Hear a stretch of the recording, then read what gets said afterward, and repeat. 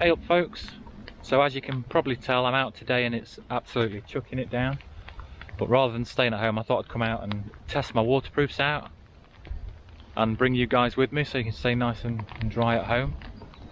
I've crossed the border into Staffordshire and I'm heading down into Manifold Valley past Thor's cave, which you can probably see in the distance there.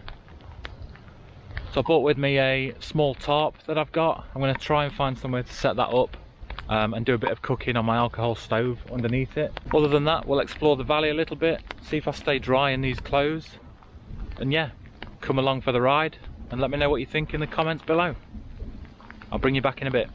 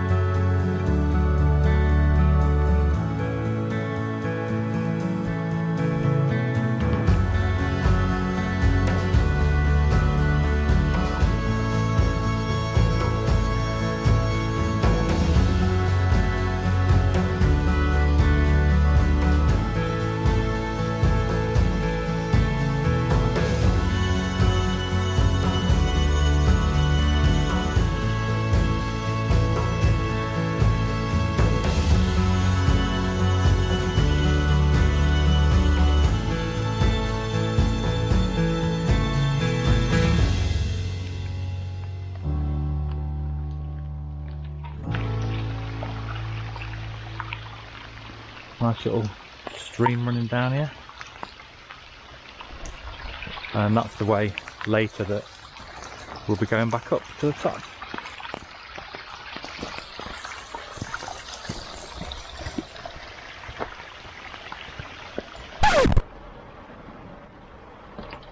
So you might be wondering why I'm back in the car already. Basically I've had to bail. Everything started failing on me, so I got to the bottom of the valley after going round Thor's cave and I started to feel moisture on my skin. Felt underneath the jacket, it was soaking wet on the inside, my fleece was wet and it had gone through to my t-shirt as well and onto my skin. So epic fail there. So I turned around and came back up to the top of the valley. I was going to pitch the tarp and just suck it up, sit under the tarp and cook some lunch, but I was soaked through to the skin and it's really windy today. It's starting to get cold, so I've just bailed. So I am still going to upload this video though, because I think it's important that you guys know what these products are that failed on me. Obviously one of the reasons for me coming out today was to test them, and I'm quite lucky I guess that I wasn't, you know, somewhere really remote that I couldn't get back to the car within sort of 25 minutes, half an hour.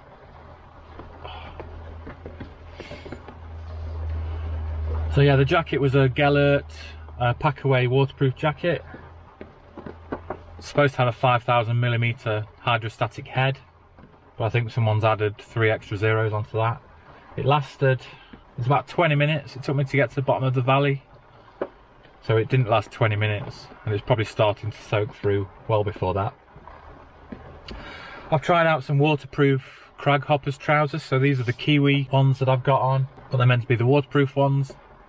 They lasted just a little bit longer than the jacket, and then started to soak through to my thighs and then my shins, and then they're pretty much sodden now. The only thing that worked really well was I bought a rain cover for my rucksack. So you'll have seen my Carrymore Ridge 32 that I've used quite a few times now. It doesn't have a rain cover with it, so I bought one of those off Amazon, and that fits really well and has worked fine.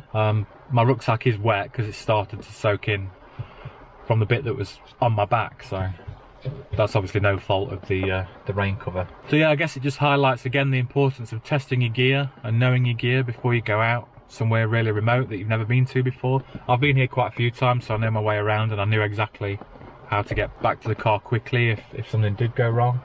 I'll put the links to all the stuff that I'm moaning about below.